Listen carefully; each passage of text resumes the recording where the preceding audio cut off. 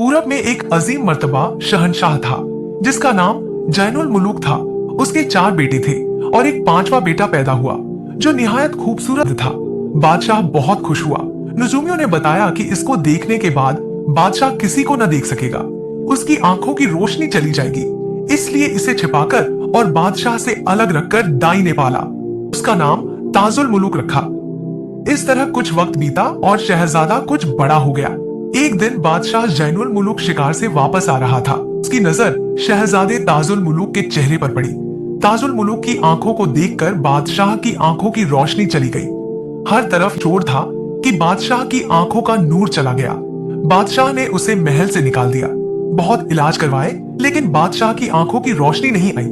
आखिरकार आंखों का बहुत पुराना और तजुर्बेकार हकीम डॉक्टर बुलाया गया। उसने बादशाह की आंखें देखकर बताया कि बाघे बकावली में एक फूल है, उसको आंख पर लगाने से बादशाह की आंखों की रोशनी आ सकती है।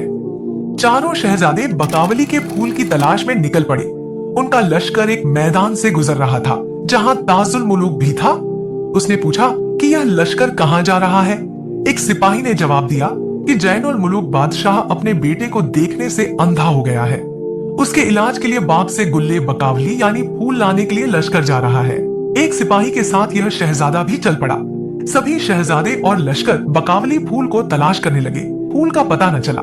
रास्ते में फिरदौस नाम की एक जगह थी जहां दिलबर नाम की एक तवायफ रहती थी।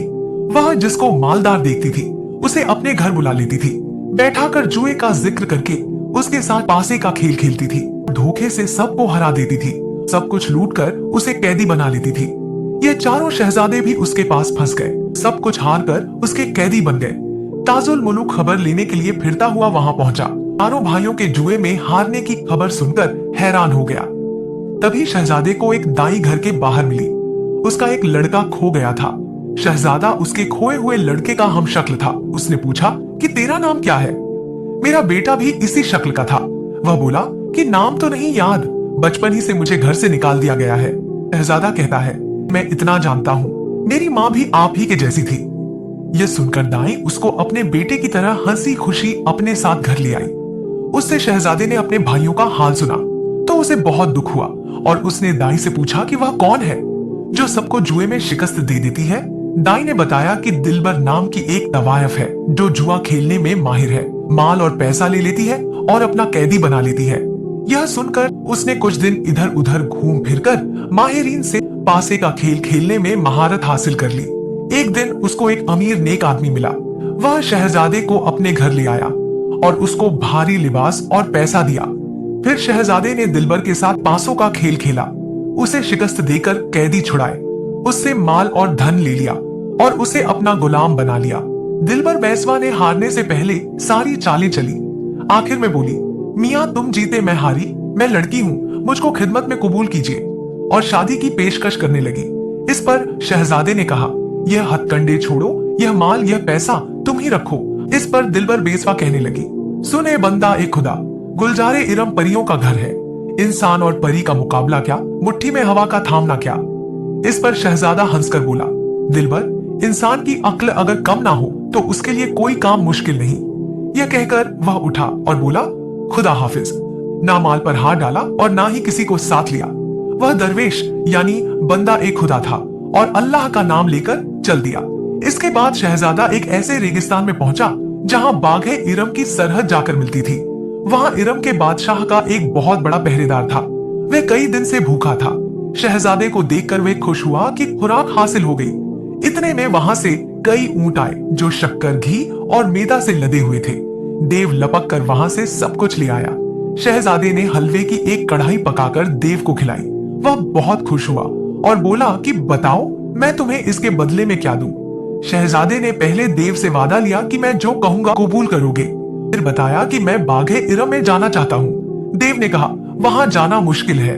देव कहने लगा, अब तूने वादा ले लिया है और वादा खिलाफी करना हमारा काम नहीं। तभी देव ने अपने एक भाई को बुलाया और शहजादे की ख्वाहिश बताई। उसने अपनी छोटी बहन हम्माला देवनी के नाम खत भी दिया और अपने भाई से कहा कि यह आदमी मेरा खास है। अपने अंधे बाप की आंखों के इलाज के लिए इसको बकावली के फूल की जरूरत है। फूल लाने में इसकी मदद करे। शहजादा खत लेकर हम्माला देवनी के पास गया। उसने बड़ी खातिर की। तरकीब बताई और मदद भी की। वहां शहजादे की मुलाकात हम्माला देवनी की बेटी महमूदा से हुई। हम्माला देवनी ने देवों को हुक्म दिया कि चूहे बनकर जमीन से बकावली के बाग तक सुरंग खोदो। फिर उन्होंने ऐसा ही किया। बकावली के बाग में पहुंचकर उसने बकावली का फूल तोड़ा और उसे बड़ी हिफाजत के साथ अपने पास रख लिया। पर्दा हटाकर ताजुल मुलूक ने देखा कि बकावली परी बाग में आराम से सोई हुई थी। शहजादा उसको देखकर बकावली परी का आशिक हो गया। पहले तो उसने चाहा कि इस बला को गले लगाए, फिर शहजादे ने सोचा बकावली परी फूल के गायब हो जाने के बाद खुश नहीं होगी।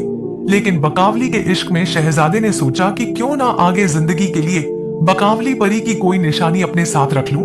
उसने अपनी अंगूठी उतारकर बकावली को पहना दी। उसकी अंगूठी उतारकर खुद पहन ली और इस अंगूठी को आशिकी की मुहर समझकर आहिस्ता से आगे चल दिया।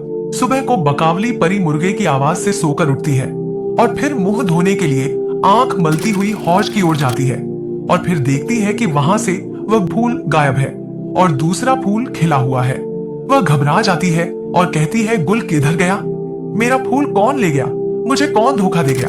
हाथ किसी ने तो लगाया है उसको। नरगिस, तू बता कहाँ गया फूल? सोसन, तू बता कहाँ गया गुल? सुनबुल, मेरा ताजियाना लाओ। शमशाद से पूछती है कि मेरा फूल कहाँ गया? जिसने मेरा फूल चुराया है उसे सूली पर चढ़ाओ। बकावली का गुस्सा देखकर खिदमत गुजारे घबरा जाती है। फिर बकावली परी कहती है, खुदाया मेरा फूल कौन ले गया? कोई अपनों में से ही फूल को लेकर गया है। बेगाना तो इस सब्जे के अलावा कोई नहीं है यहाँ। जिस घर में गया हो वह गुल चिराग हो जाए। फिर कहती है, अफसोस कि मेरी गफलत की वजह से वह फूल चोरी हो गया। आंखों से ज्यादा अजीज था मुझे, उसकी खुशबू भी मैं किसी को ना देती थी। फिर बकावली कहती है, ए हवा, मुझे मेरे फूल की खुशबू ही ला। ए बुलबुल, तू चहक कर बता कि मेरा फूल कहाँ है। फिर कहती है, ए फूल, तू ही बता किधर है। इसके बाद वह देखती है कि उसकी उंगली की अंगूठी बदली हुई दिखाई दे रही है। फिर उसको एहसास होता है कि यह किसी इंसान का काम है। उसका गुस्सा और ज्यादा बढ़ जाता है। किसी इंसान की इतनी हिम्मत हुई कि वह यहाँ आया और मुझको छुआ। बकावली परी सोचती है कि वह नापाक हो गई है। फिर कहती है, बेपर्दा वह मुझे देख कर गया है, मैं उसकी खाल खिंचवा दूंगी। ये कहकर वह बहुत गुस्सा होती है और रोने लग जाती है। अपने कपड़ों को पाक करती है और इसके बाद बेचैन हो जाती है। आंधी की तरह उठती है और तूफान की तरह गायब हो जाती है। उसके बाद वह बागों बागों में जाकर फूल को ढूंढती है। शाखों शाखों पर जाकर फूल को ढूंढती है।